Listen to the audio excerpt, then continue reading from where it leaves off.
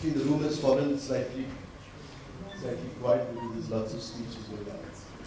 I want you to sort of, for business world, Anurag Batra and his wonderful team to bring together such an extraordinary set of people on a busy day is not a mean achievement. Give you applause for the organizer.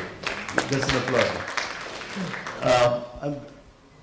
I would like to make some quick opening comments on the issue of branding, and then the panel takes over. However, since I have the duty of timekeeping, I would like each one of you sitting here, including somebody who needs no introduction, sitting right to my right, to keep your comments within 5 minutes, failing which I have to nudge you to move to the next theme. And so timekeeping is very critical. So just a few things. I will first of all set in motion something within the 5 minutes thing, and then our extraordinary panelists will take over. I'll very briefly introduce them in a line or so before they speak so that you know who's talking. All right. For me, branding is consistency of values in an inconsistent world. If you think of online retail, you can't think beyond Amazon sometimes. If you think of innovation in mobile devices, you can't think beyond Apple. If you think of on-time flying experience in the country, you might think of Indigo. Now, this consistency is brought about by a set of principles and factors. Whether they apply to educational brands or not is for you to speculate. However, brands are about those intangibles that constitute the connect between what you offer and the one who accepts that offer. Those intangibles are fed best when the brand custodian sitting to my left and right leave the room. What they talk about you when you leave the room is equivalent to what your brand is all about. So what is the most intangible aspect of a brand in the education space? I think it is social capital. In a previous incarnation as director of an IIM, I made sure that the social capital of each faculty was enhanced. So you multiply intellectual capital with your social capital, you have what you call a reputation capital, which is equal to a brand. How do you build a reputation? And there's a misleading belief that the more we self-promote the brand, the more our reputation grows. I see in a little stretch of road between Delhi and Uttar Pradesh, a bunch of schools that advertise themselves in the language of horse riding, temperature-controlled swimming pool, and I'm asking this question, is it tourism promotion or is it education? I think it is not self-promotion, it is self-realization in the way you identify yourself in the larger society. It is differentiation of what you realize as your identity with the identities of others that constitute the brand experience. Brand exists, in my humble opinion, in that dynamic space between incumbency and insurgency. There are incumbent brands, IITs, IIMs, DPSs, and our CMS in the Guinness Book of Records. And there are insurgent brands that are trying to tell new stories. So in short, a brand is nothing more than a story that you're trying to tell in the way that only you can tell. And I'll hand over to the storytellers. My timeline was 3 minutes as by my watch.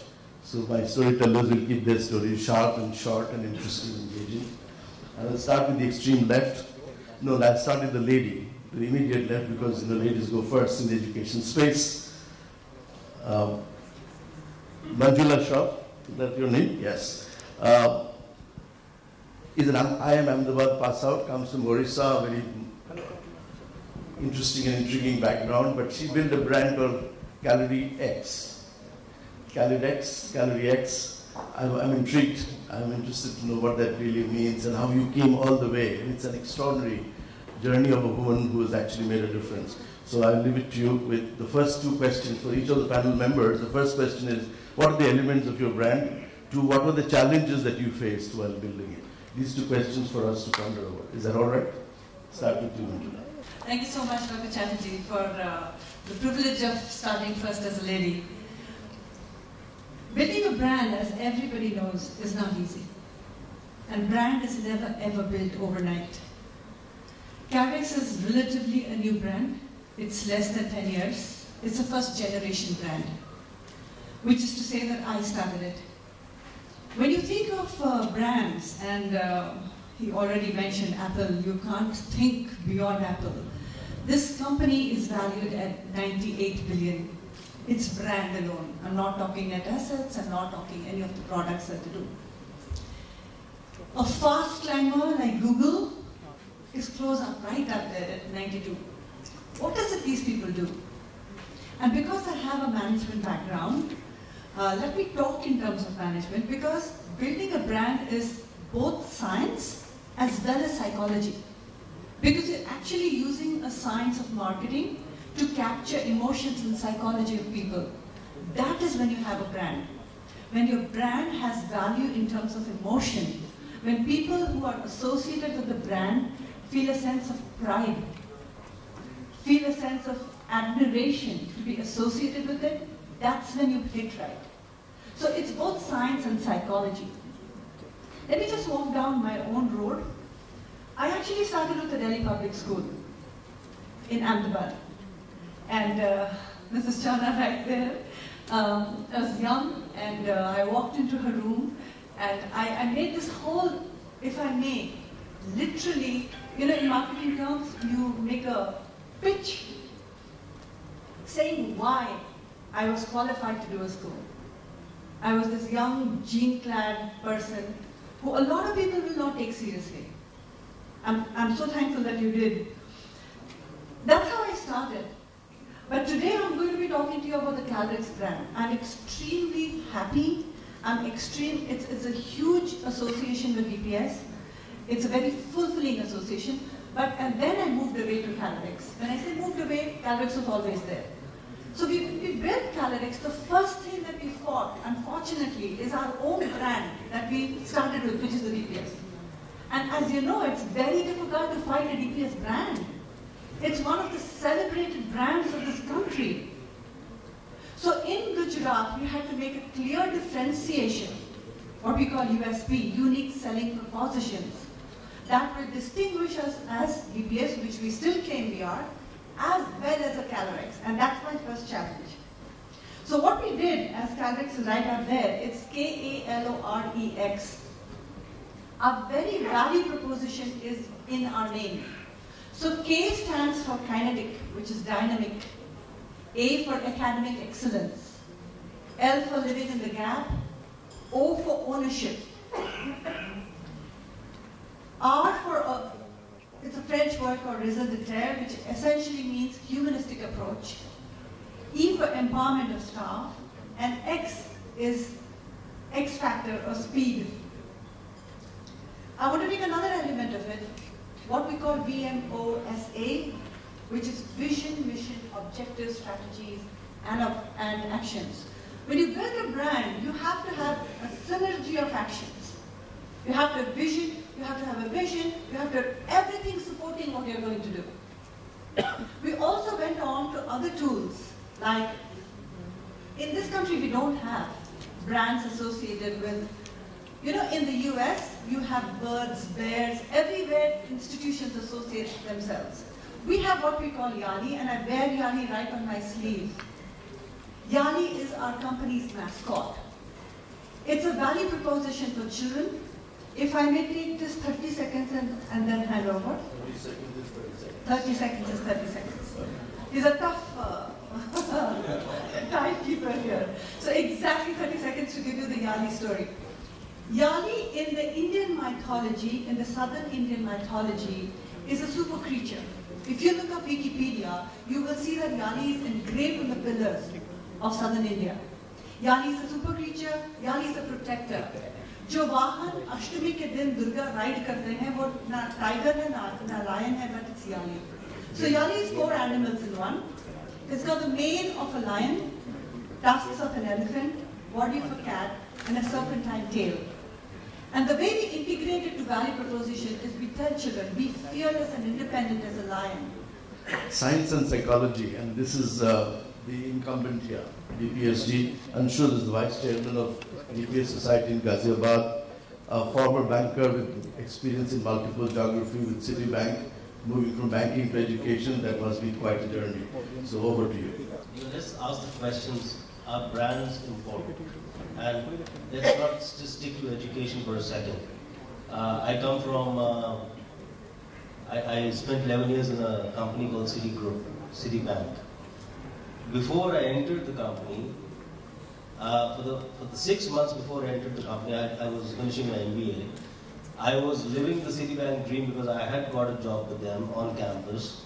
And instead of calling myself a second-year MBA, I had started calling myself a prospective Citibanker. So that is the power of a brand. And just to put it lightly, there's a joke, and in the old days, jokes used to circulate on emails. Now they are on WhatsApp. But in the old days, there was a joke about a man who bought an ultra-luxury British car, Rolls Royce, and he was so happy with it that he would drive it every day in the evening. And for 30 days, he drove the car, and after 30 days, the car came to a halt. So he called up the company's sales service and asked them to come, and they came right away because it was a Rolls Royce. And he said, how can this happen? I paid so much money. And this is a big brand. So figure it out. So, they opened up the bonnet and they said, sir, we figured it out. What is the issue? They said, sir, actually, the engine is missing. So the engine is missing. How did the car run for 30 days? So that was on reputation. So that's to say, is brand important wherever you are? Yes, it is, because it builds. It is about trust. It is about delivering on what you say. And even in education, there are brands. Is Harvard not a brand? Is Stanford not a brand? And somebody who goes to Harvard or Stanford would wear that on his chest forever, and would always want to be referred to as, he's a Harvard pass out. I always make it a point to tell people that I'm a DPS RKP pass out. They don't even ask me, but I tell them this is my badge, and I'm from DPS RKP. So that is the power of a brand. Thank you, ma'am. Thank you. So that is the power of a brand, and should you try to build it is the other question. Be it an AC school, or be it the largest school, or be it a school catering to create archers, or whatever it is, I think anybody in education who has a master plan, and there is no one right master plan, should start to work towards it and build a brand. Because the difference between creating a product and selling it, or creating a service and offering it, and actually building a brand is the trust factor. And in education, or maybe in other sectors also, if you are able to deliver on what you have promised, or if you are able to deliver on what people expect of you, even though you did not promise them, that will make you a brand. I'll take the case of, and this is just my opinion, so it's not the global truth, but an institution like Kendra Vidyalaya Sangathan never comes out and says this is what we will do, but it is in itself one of the better run institutions by the government, because it has been able to deliver a lot over the last few years. Last one. Okay. What do we do? How have we come here? Our focus has always been on people and empowering people to come out and focus on their own talent and deliver as to what they want to. We just facilitate the environment. Our focus in the last 5 to 6 years is now on technology. We are taking every possible, I use the word possible, academic and administrative process, and trying to map it to technology. Our strategy is to build only destination schools. Every school that we build must, in itself, make us proud. We are not just going anywhere and everywhere. Our challenges have always been and will always be to create an environment where we attract the best people, be it the faculties or be it the students. Thank you. Thanks a lot. Anshul, before I move to the next speaker to my extreme right, I just want to share with you the longest standing brand in higher education. Anshul made a reference to that, Harvard University. Just to give you a little quick bite. This is a school that calls itself a school that runs on this principle called Veritas that constitutes the Harvard Mystic. I'm talking about a reunion of Harvard Business School alumni, and there's a mother and a little kid. And the kid looks at you, you're an Indian, and she says, what is a black cat moving on a street, across the street, on a dark night, which is new moon? What does it say to an Indian? She's asking me this question. And I thought I should tell her about Indian superstition. Then I realized that that's not the right thing to say because I'm in the middle of Harvard. And I said, truthfully, that simply means to an Indian that the cat is going somewhere. That's about it. What did you think I should have said? This is a part of the brand. A philosophy that translates in how you look, how you think, how you behave, how you speak. When that becomes, man sitting to my right is an embodiment of the brand that he represents. I'm going to come to him last because he should have the last word. So to my extreme right is Sreevats Jaipuria, Vice Chairman of the EMR Jaipuria Group of School, a product of Stern School in New York. And Sreevats has a lot to say about Jaipuria. Over to you. At the end of the day, when we talk about a brand, whether it's in education or any other sector, it has to be more than a name. It has to be a promise that we hope to deliver to our stakeholders. And brands that are eventually successful, and we have great examples on stage of people representing those brands, will be brands which will be able to deliver a promise, a culture, whatever the stakeholder expects, and there's this sort of mutual understanding of what we seek to provide and what our stakeholder, in the case of a school, a parent, a student, expects from the branding. Sort of now coming down, deep diving into the school education sphere, when we talk about a brand in schools, I feel the biggest challenge that we face as a brand is how do we change the interaction that is taking place inside the classroom or the learning that is taking place in the classroom. Because for far too long, and in the majority of schools, and of course there will be great exceptions, it's the same teachers teaching the same way in a different school that is open. So when we open a Jaipuria school in another city, how do we ensure that it's not the teacher who was teaching the same child, the same teacher in the same way before we came into that city, and nothing except the name of the school has changed for the student or the parent. In order to do that, what we feel has been the biggest gap that we are trying to address is that teachers in our Indian system, and it's largely for no fault of theirs, simply have not gotten the environment, the time to research, to learn and develop how they should change with the changing times. We talk about, what are the skills needed for the student in the 21st century, how some of the jobs that we can think about are going to be replaced by robots. I firmly believe we can't even imagine what our students studying in class 5 or 6 are going to be doing 20 years, 30 years from now. But what have we done to change the way the teacher is teaching in the classroom? How she or he is addressing a topic as simple as plants or as complex as space in the classroom, and how that is different and relevant to the student of today and the jobs of tomorrow. What we have tried to do at Jaipuria is that we have tried to create detailed content for each period that takes place. Give teacher ideas about how she can or he can engage the student, be it in the form of games, be it in the form of manipulatives, be it in the form of videos, PowerPoint presentations, to give this sort of knowledge which the teacher has not been able to do. Give that in very usable, easy to use formats. For far too long, we've sort of kept teacher independence as the holy grail and used that as an excuse to not devote resources into curriculum development, into pedagogy, into training our teachers.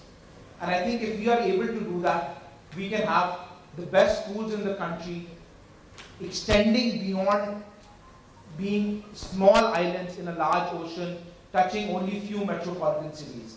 And we at Jaipuria firmly believe that there is a market to expand almost infinitely in sort of this price range of 2,500 to 5,000 rupees a month.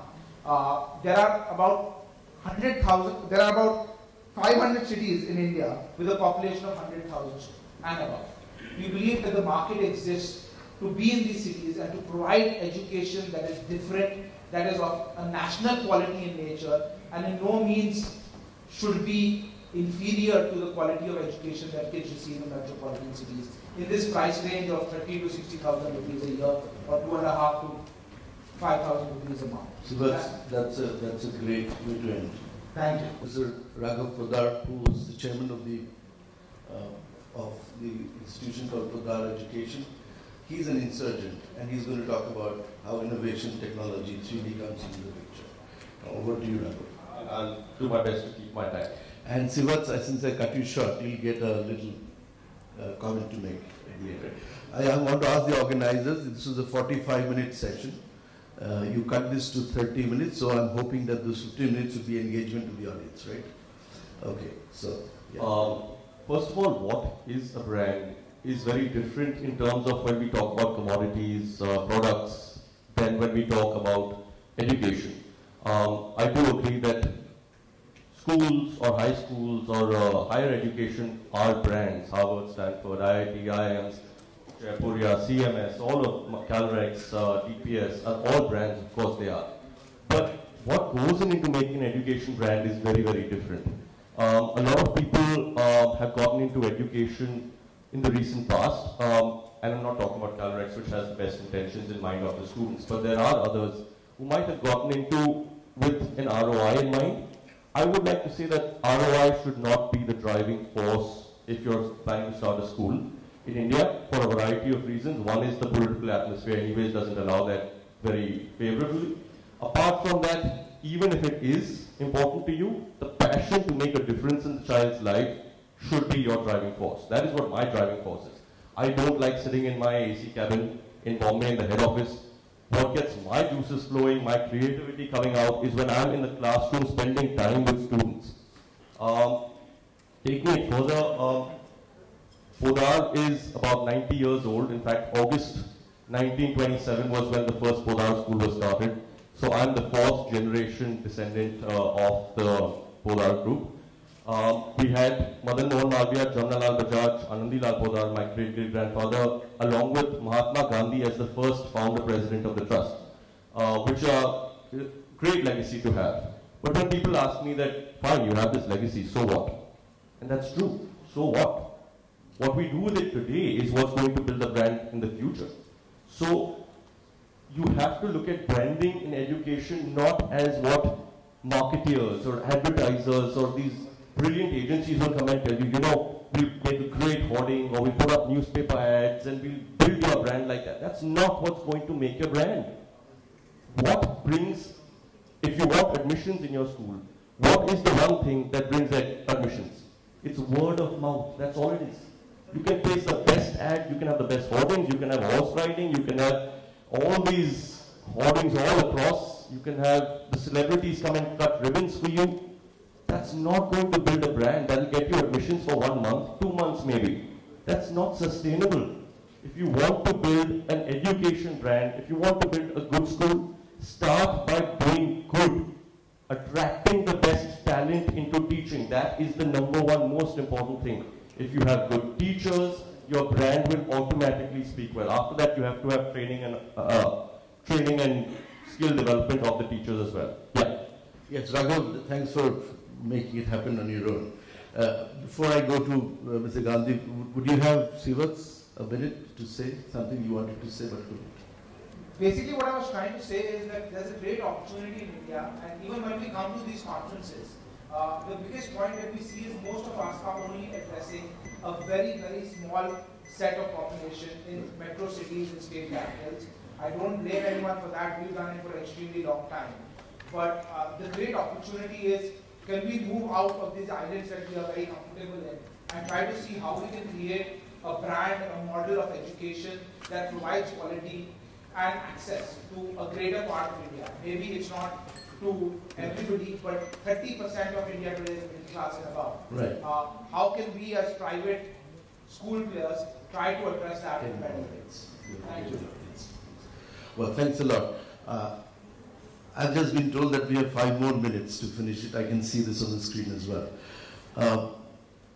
Mr. Jagdish Gandhi need not have been in this panel, and he doesn't need an introduction. However, I have a very focused question to you. 2010-11, you are on the Guinness Book of Records as the largest school of India. Now I have a question. Our gurus are everywhere in the world, but gurukuls aren't. What would make, and I want a very focused answer to this question, because people know about you and they know what you have to say. But this is an answer that I've been searching for. What would make it possible for an Indic model of education? See, there are sporadic examples. You go to ISKCON, there's an ISKCON school in London, there's a big draw. There's a GIS school in Japan, big draw for Japanese. But we don't see an Indian school education brand. IIMs and IITs are world famous in India. And I'm just asking this question.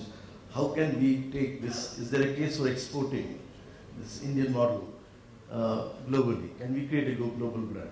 This is the answer I'm looking for. Sir Debashis, we must first know what is education. Education, what is education? Education is a continuous and a creative process. Its aim is to develop the capacities which are latent in human nature, because man is a mind, rich in gems of inestimable value. Education can alone cause it to reveal its treasure and enable mankind to manifest their soul. Edison brought the bulb from the mind of man. Graham Bell brought the concept of telephone. Everything that we see all around, aeroplanes, ships, television, everything, even the pen, even the alpine, has come from the mind of man. It is not giving the 3 hours education, it is not filling the bucket. It is bringing out what is hidden in the nature of man. So true education, religious capacity, develops analytical ability, confidence in oneself, willpower, and goal-setting competencies, and insist the vision that will enable him to become a self-motivated agent of social transformation. Because education is a continuous and a creative process. Its aim is to develop the capacities which are latent in human nature and to coordinate their expression for the enrichment and progress of society by equipping children with material, human, and divine knowledge. So many students are coming from all over the world in my school in 28 international events from all over the world. A large number are coming all over the world. And I am giving them only this concept. And they are taking it, they are coming again and again, and they are practicing it. The practice is, what is education? We want to make a child a total quality person and a total quality manager. We want to make him a total quality person so that he can become a total quality manager. Yes. What is a total quality person? Total quality person means a person, TQP means all the good qualities. Where from the qualities have come? All qualities have come from God. So the very manifestation of God. Ram came 7,500 years ago. He gave the quality of righteousness. Maryada, Purushottam Bhagavana. 5,000 years ago, Krishna came to this world. Through God he was sent. And he taught us justice. Nyayat apne bandhu ko bhi dana dena dharma. Give that value. 2,500 years ago, Buddha was sent by God saying, all are equal in the sight of God. What is this caste system? Caste system was created not by God, by men. And that too out of ignorance. Remove the caste system. Upper caste, lower caste, Brahman, Kshatriya, Vaishya, Shudra. This is dividing the society. And then when Jesus came, he said, the kingdom of earth will belong to those who are kind and compassionate. To give the value of kindness and compassion.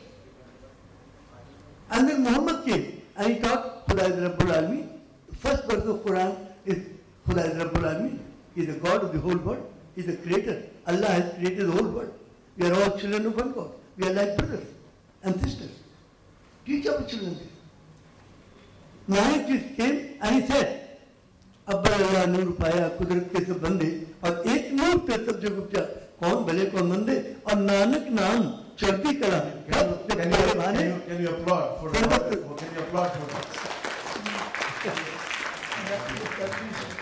Nanak नाम चढ़ती कला कब जब तेरे भाने सर्वदौल do good to the whole humanity. Teach your children. Bahula came, he said, oh my God, unite the hearts of thy servants and reveal to them the great purpose. Teach your children and the parents. Unite yourself, mother, father. They are fighting with each other. So many cases of divorce. And the children who are studying in our school, sometimes mother comes weeping, sometimes father comes weeping. We have been divorced. The children are in such a bad shape. Teach this. This is the brand that is needed for the whole world. The whole world is suffering with these problems. The only solution is turn towards God to make a child a total quality person, TQP. And this child will become a total quality manager. And then we want to change. Thank you very much. Thank you.